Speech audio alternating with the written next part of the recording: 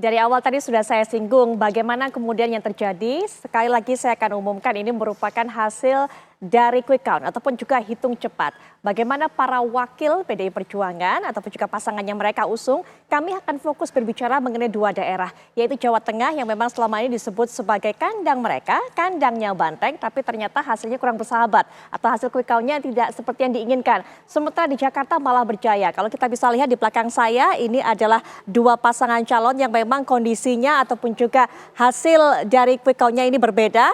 Tawanya begitu terbuka, begitu lebar, begitu renyah sepertinya Mas Pram dan Bang Rano, karena memang hasil dari hitung cepat ini memang menobatkan sementara unggul ada di posisi pertama. Sementara untuk pasangan Andika dan Hendra Prihadi ini juga belum mampu mendapatkan suara tertinggi di Pilgub Jawa Tengah. Yang ada di samping saya yaitu Prof. Effendi Ghazali selaku pakar komunikasi dan politik Universitas Indonesia atau yang kita punya panggilan akrab Bang EG. Juga punya penilaian mengenai hal ini. Assalamualaikum warahmatullahi wabarakatuh. Bang EG, ya. Menarik kalau kita lihat. Ya, menarik. Ya kan, dua daerah ini. Kita fokus bicara mengenai dua daerah ini. Dua daerah ini. Tapi nanti bukan hanya Bang EG yang bersama saya, juga sudah hadir para narasumber lainnya yang akan berbicara mewakili juga dari PDI Perjuangan, juru bicara PDIP yaitu ada Mas Aryo Seno Bagaskoro. Mas Seno, Assalamualaikum warahmatullahi wabarakatuh. Selamat malam Mas Seno.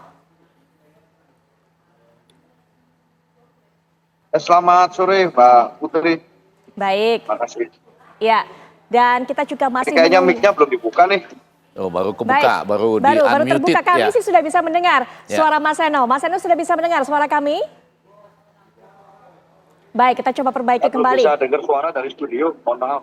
Oke, kita akan coba perbaiki komunikasi dengan Mas Seno. Saya juga akan perkenalkan narasumber berikutnya. Nanti akan bergabung juga Bang Mardhani Alisera yang juga akan mewakili suara koalisi dari Kim Plus ini. Karena memang lawan yang dihadapi oleh pasangan-pasangan dari PDI Perjuangan di dua daerah ini adalah merupakan perwakilan dari Kim Plus. Kemudian juga sudah bergabung dengan kita Bapak Dr. Nur Hidayat Sardini selaku Ketua Departemen Politik Universitas Diponegoro, yaitu akan memberikan pandangannya juga Pak NHS. Kita juga punya panggilan akrab, tapi sepertinya juga masih kita coba perbaiki komunikasi kami dengan para narasumber tersebut. Bang EG, catatan dari kita tidak langsung bicara mengenai hasil quick count sementara mengenai dua daerah ini, tapi bagaimana hasil pilkada serentak, apa yang harus dicermati?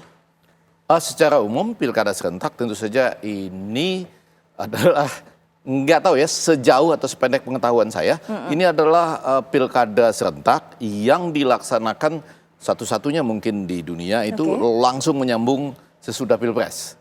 Dalam tahun yang sama hanya berjarak beberapa bulan ya. Bahkan kalau diambil kaitannya dengan pelantikan presiden dan kabinet, jaraknya sedikit sekali ya, 20 Oktober ke 27 November. Apa yang kemudian terjadi? Bisa jadi beberapa poin itu. Yang pertama, akhirnya orang melihat agak sedikit awkward itu agak sedikit canggung ketika misalnya presiden yang agak lumrah dia akan mendukung calon dari partainya gitu ya. Di Amerika Serikat kan terjadi demikian. Kita kalau untuk pilpres ada catatan cuti dan sebagainya. Tetapi katakanlah kalau kita bilang enggak apa-apa sejauh dia mendukung calon dari partainya, tapi itu ada jaraknya 2 tahun kalau di Amerika gitu. Kalau di kita jaraknya baru dilantik, baru mengucapkan pidato bahwa saya tidak hanya akan menjadi presiden bagi yang memilih saya, tetapi juga bagi seluruh bangsa, artinya termasuk yang tidak memilih saya. Nah tiba-tiba nanti dia langsung kemudian seakan-akan mengendorse satu pasangan tertentu gitu. Nah, lagi-lagi itu bukan karena kesalahan sistem demokrasi, walaupun ada peraturan cuti dan tidak, tapi menurut saya waktunya terlalu pendek. Yang kedua, kita tahan dulu, mungkin Bang Egy, kita tahan poin keduanya nanti, karena kita sudah terhubung dengan Mas Seno. Mas Seno, ini juga menjadi pertanyaan dari berbagai pihak. Kenapa kemudian pasangan yang diusung PDI Perjuangan ini malah keok, malah tumbang, tapi sekali lagi Mas Seno ini merupakan hasil sementara dari hitung cepat ataupun juga quick count, ini tumbang di daerah mereka sendiri, di kandang Banteng. Apakah memang Jawa Tengah ini sudah tidak layak lagi disebut sebagai kandang Banteng, Mas Seno?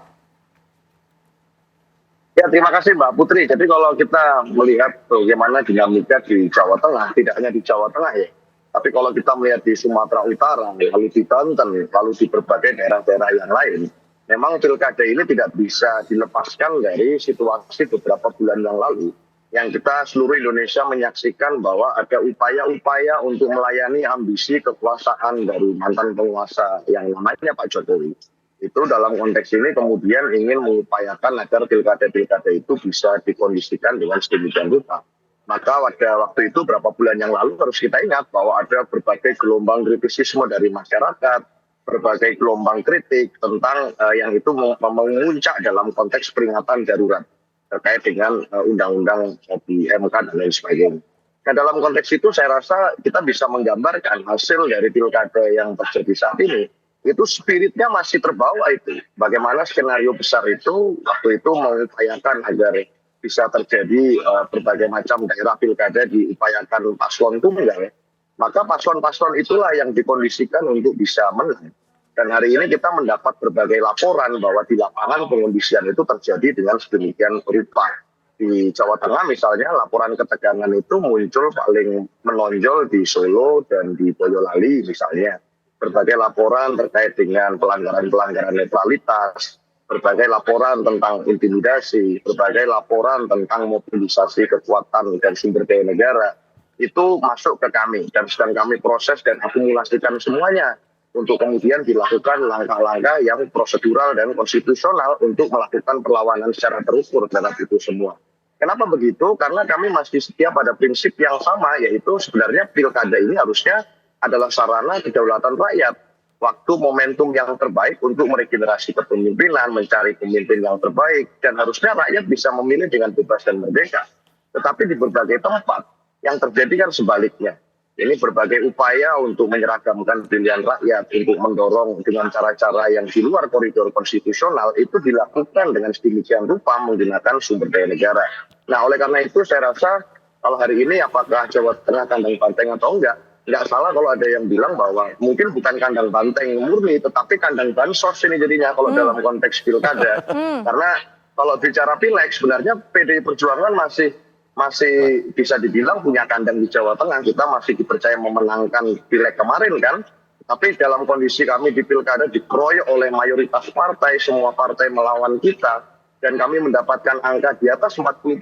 Saya rasa itu membuktikan bahwa keperkasaan PDI Perjuangan di Jawa Tengah itu masih jaya. Nah di Jakarta terjadi sebaliknya, ternyata arus balik kritisisme masyarakat itu mengumpul. Sehingga suara Mas Pram dan Bang Dul ini cukup untuk memenangkan pilkada Jakarta satu putaran. Meskipun tanpa kekuatan politik yang maksimum, meskipun tanpa kekuatan dari endorsement dari mantan penguasa yang luar biasa, tetapi kita menyaksikan bagaimana kekuatan itu akhirnya kandang banteng bergeser ke Jakarta dan di banyak daerah lain yang sebelumnya bukan merupakan basis elektoral kita. Jadi menarik mencermati pilkada kali ini karena ini mencerminkan satu tarikan nafas dengan pilpres kemarin. Itu Mbak. Oke, Mas Seno katakan bahwa Jawa Tengah bukan lagi kandang banteng atau tidak murni lagi kandang banteng, tapi disebut kandang bansos. Apa maksudnya? Apakah ada hubungannya juga dengan pengkondisian tadi? Bagi-bagi bansos untuk mengkondisikan pemenang. Begitu maksudnya Mas Seno? Ya tentunya artinya mobilisasi itu dilakukan dengan berbagai cara. Ini Perludem baru saja mengeluarkan rilis bahwa ada dugaan money politik yang begitu besar di beberapa provinsi. Salah satunya termasuk Sumatera Utara dan Jawa Tengah. Ya, laporan-laporan ini tentu tidak bisa otomatis langsung dilaporkan secara mengikuti prosedurnya. Karena waktu kampanye kan sangat singkat, 60 hari saja. Maka ini semua sedang kami kumpulkan. Bukti-buktinya, berbagai dugaan tersebut. Dan itu dirasakan di bawah. Memang tidak mudah kalau bicara tentang penggunaan alat negara itu untuk dibuktikan secara rigid. Kenapa? Karena semuanya ya ini saat di bawah. Kita katakan misalnya kita punya Panwaslu, kita punya Bawaslu, Badan Pengawas Pemilu. Tapi di lapangan kan ini mayoritas orang biasa memang yang mengawasi itu. Sehingga bagaimana orang-orang biasa, orang-orang yang bekerja sehari-hari itu diminta untuk membuat laporan yang itu melawan misalnya figur-figur yang punya otoritas keamanan negara, punya otoritas misalnya dalam konteks penegakan hukum. Pastinya tentu tidak mudah untuk memupuk keberanian untuk mengambil tindakan tertentu. Nah, hal-hal semacam ini sedang kami kumpulkan semua karena laporannya banyak sekali di Jawa Tengah terjadi. Maka saya bilang tadi, kandang banteng itu jadi agak dikotori sebagai kandang bansos itu Mbak Putri. Mas Seno, apakah betul ini yang menyebabkan kekalahan dari pasangan yang diusung PDIP di Jawa Tengah, kandang banteng ini, apakah memang murni hanya masalah pengkondisian atau jangan-jangan Mas Seno, karena mesin-mesin politik PDIP nggak bergerak secara maksimal, nggak optimal, tapi nanti ya Mas Seno ya, dijawab nanti nanti, termasuk juga nanti kita akan dengarkan bagaimana pandangan dari narasumber berikutnya, yaitu pengamat politik dan Ketua Departemen Politik Universitas Diponegoro, Bapak Dr. Nur Hidayat Sardini atau Pak NHS. Assalamualaikum warahmatullahi wabarakatuh. Selamat malam, Pak NHS.